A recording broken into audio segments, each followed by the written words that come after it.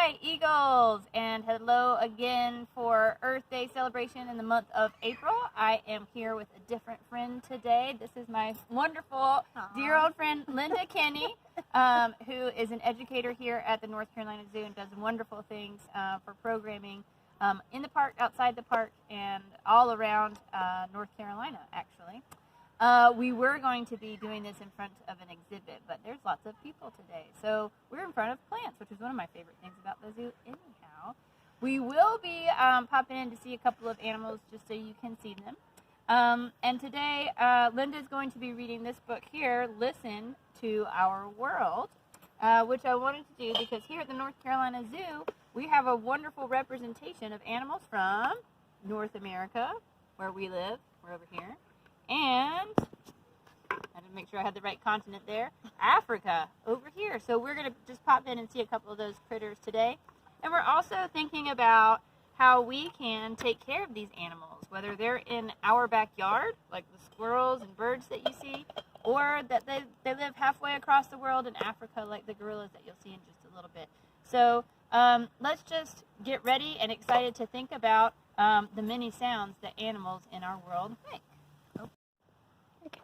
Listen to our world.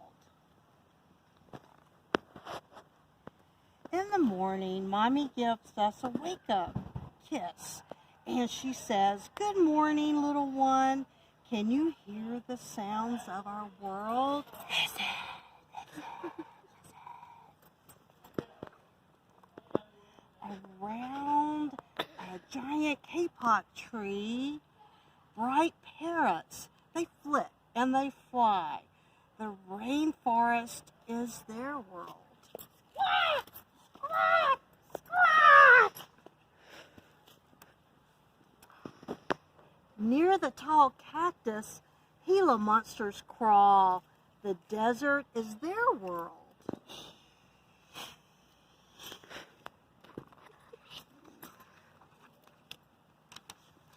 Whoops.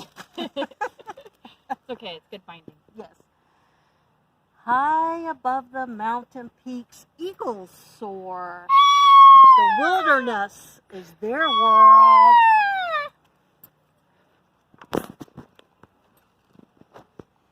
In the dense canopy, monkeys swing on vines.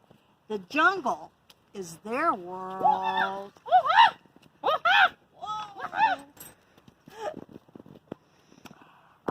In the green undergrowth, baby pandas chew on sprouts. The bamboo forest is their world. Well, that sounds more like a cat or something. Panda growl. In the oozy swamp, crocodiles glide through the algae. The marshlands, that's their world.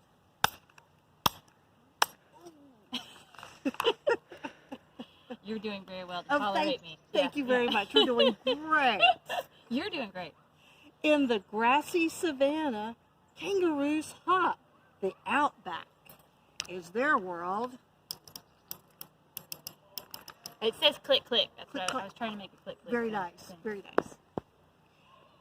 On the rolling plains, lions pounce.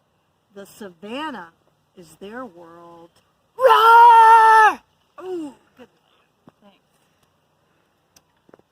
On a freezing glacier, black and white penguins waddle. The South Pole is their world. These guys are laughing. I am not aware of penguins laughing. That's really weird. Ha ha ha ha! Ha ha ha! I didn't know that was a penguin sound. We can all sound like penguins. In the refreshing oasis, elephants find cool water. The grasslands is their world. Honk? I have some issues here with some of these sounds. That's a better elephant That's sound. a much better elephant sound. Much better. In the blue sea, whales swim through the waves. The ocean is their world. I don't know. was good. Kind of running out of like thoughts here on these sounds. Awesome. Very nice. Very nice. At night, Mommy gives us goodnight kisses and says, "Sweet dreams, my little ones. All is well in our world."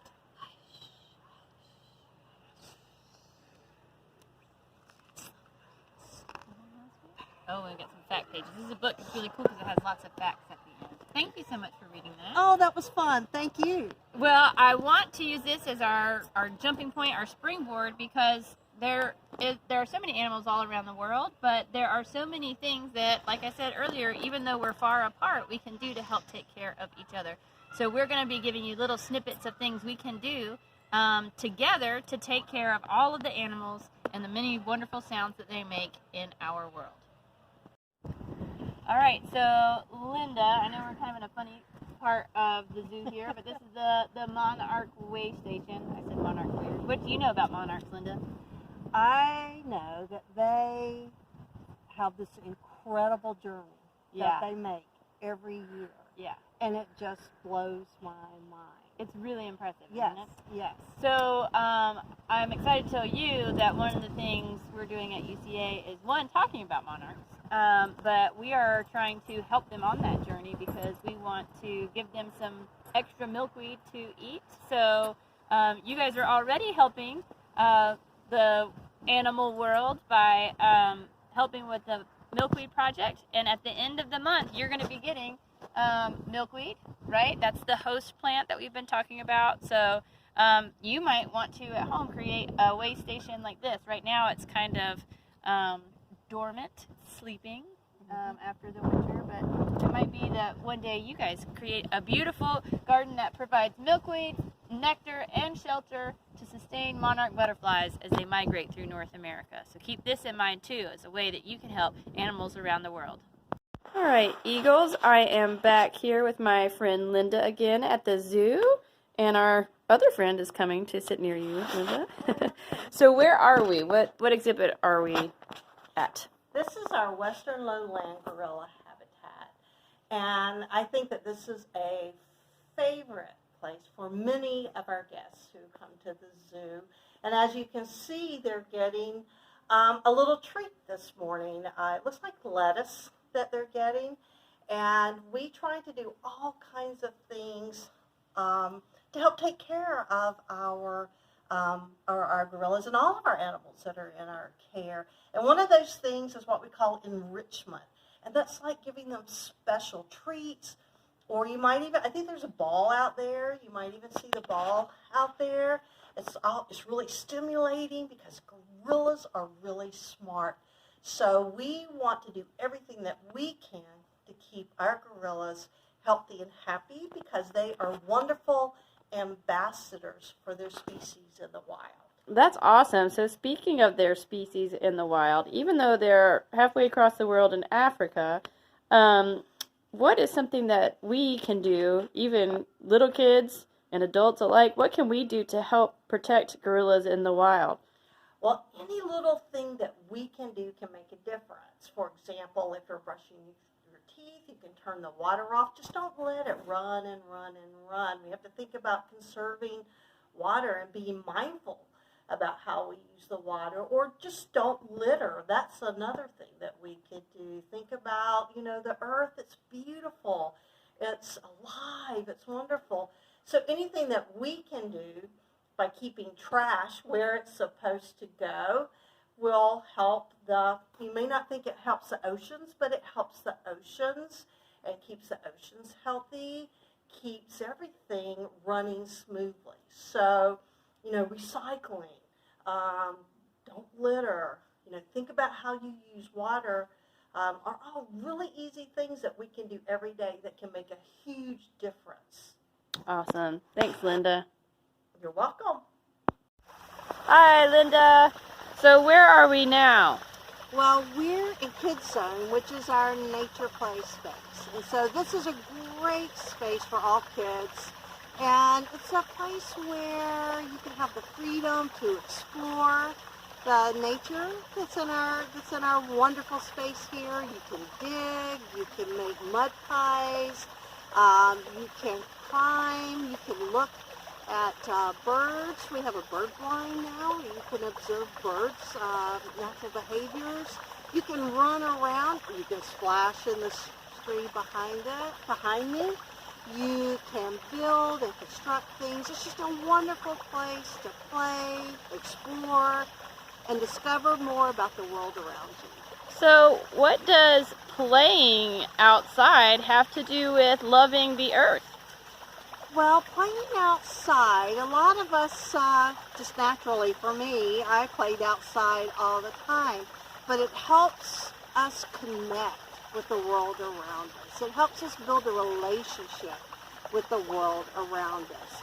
And if we are connected to something, if we have a relationship with it, we a lot of times fall in love with it. And I fell in love with nature, just being outside in nature. And so as I got older, I began to really care about nature and wanted to do anything that I could to protect and help the natural world. And so playing in nature helps us connect with it so that we'll care about it and see it as something extremely valuable and want to help it any way we can. Awesome. And Linda, before we wrap up, I just want to know, what's one of your favorite things that you love about our earth?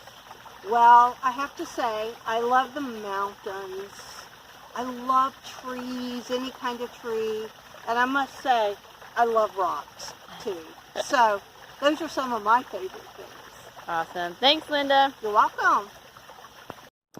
All right, friends. So one last thing before we finish this video, and that is your mission over spring break. I hope that you have a wonderful break away from school, and I look forward to seeing you when you come back.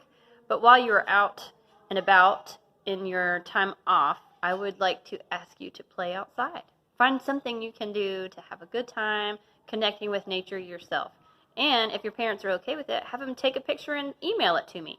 I'd love to start a collection of you guys playing in nature your own way. Have a great spring break. See you soon.